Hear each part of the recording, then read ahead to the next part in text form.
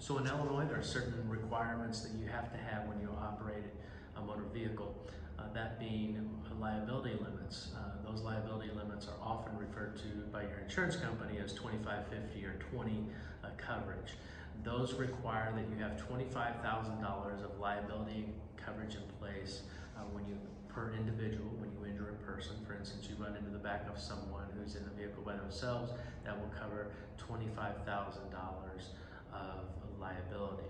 It also, the 50 refers to what's often called as an aggregate policy. So in other words, if you were to rear end someone who had 2 or more people in the car, that would provide $50,000 of coverage in the aggregate to pay for those particular claims.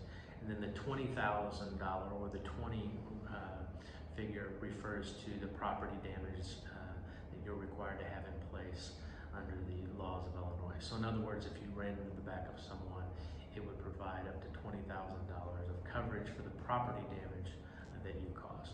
So as you can see under Illinois law, those are pretty small policy limits. So you want to make sure that you have a discussion with your insurance agent to come up with the right figures so that you don't leave yourself exposed to unnecessary liability.